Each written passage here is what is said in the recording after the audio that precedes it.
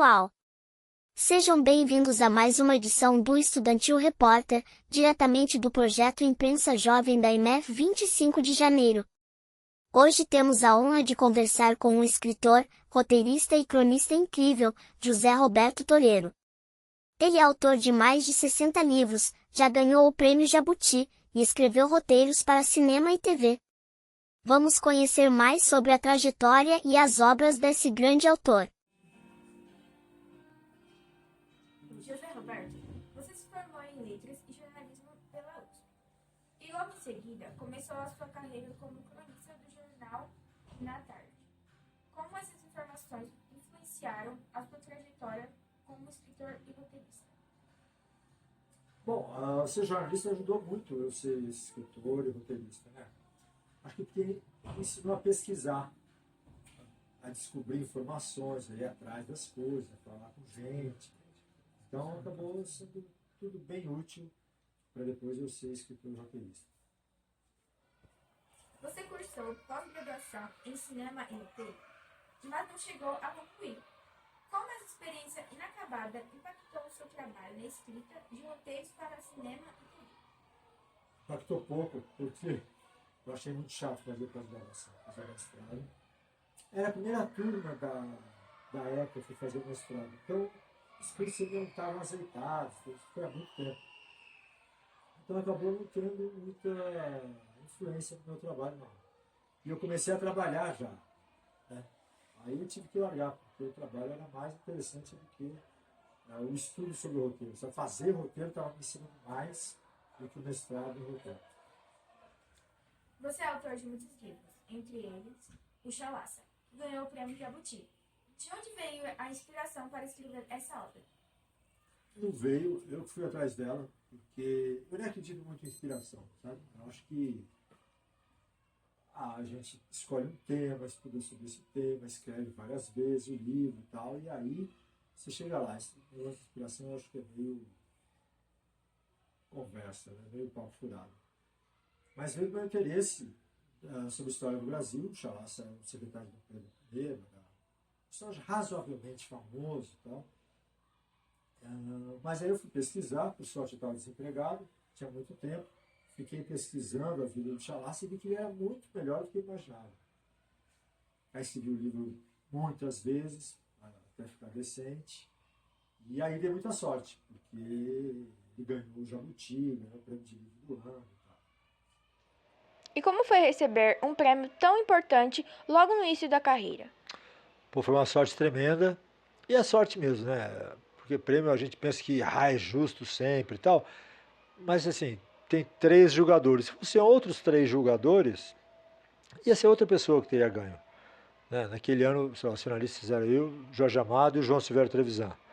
Aí eu ganhei. Mas se fossem outros 3, teria vencido o Jorge Amado, outros 3 teria vencido o João Silvério. Então foi uma sorte bárbara, porque aí jornais me chamaram para escrever, né? O Jornal da Tarde, e eu passei a viver de escrever. Então foi um começo com o pé direito, assim, foi fantástico. Entre suas obras, há livros que exploram diferentes temas e gêneros, como histórias infantis e crônicas esportivas.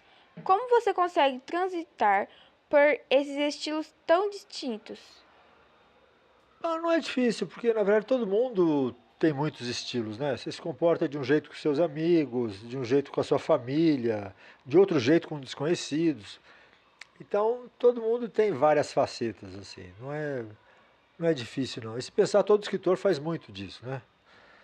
Ah, escreve para teatro, às vezes faz roteiro, conto, romance, microconto, novela, que é uma coisa que fica entre o romance e o conto. Então é bem normal, não é tudo escritura, né? É tudo verbo. Não acho complicado não, e acho que é bem normal as pessoas escreverem vários gêneros diferentes. Você também tem uma carreira consolidada como roteirista, trabalhando em longas metragens, como Memórias Póstumas e Pelé Eterno. Qual é a principal diferença entre escrever um livro e um roteiro para cinema? Há um desafio particular que você enfrenta em cada um? Pensando rápido aqui, pensei em 3 diferenças grandes. Uma que no roteiro você tem que obedecer alguém. Você obedece o diretor, o produtor, eles mandam em você. Então você tem que fazer o que eles querem, na verdade. O que é chato. No livro você tem mais liberdade. Uma segunda diferença é que você escreve muita rubrica quando faz roteiro, sabe? Sala interior dia. Uma repórter entrevista um escritor, blá blá blá blá blá. Aí depois você vai para o diálogo. Eu acho muito chato escrever essa parte, sabe? Essa parte técnica assim não é agradável, não é criativa, é muito burocrática, então é menos divertido. E uma terceira, que talvez seja mais importante, é que no filme você pensa por imagem e no livro você pensa por palavra, né? É outra coisa completamente. O roteiro você pensa em imagem e transforma em palavra. O livro é o oposto, né? Você faz palavras e invocando imagens. Então é meio que o contrário. No programa Super Libres, que você dirigiu para o Sesc TV, vocês discutem literatura de maneira inovadora. Como foi a experiência de trazer a literatura para um formato televisivo? Pô, foi sensacional, porque eu fiz 100 programas, entrevistei pelo menos 100 escritores, que eu gosto muito, aprendi um bocado, vi que existem mesas mais bagunçadas que a minha, poucas, mas tem. Puxa, foi muito bom, valeu por um doutorado em literatura.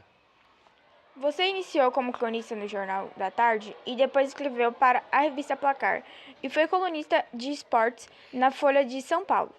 O que mais te fascina no futebol, a ponto de escrever tantas crônicas sobre o tema? Eu gosto de tudo, né? Eu gosto do jogo, dos jogadores, mas acho que eu gosto mais do torcedor. O torcedor é um cara muito interessante, né? Que ama o seu clube, que faz coisas absurdas.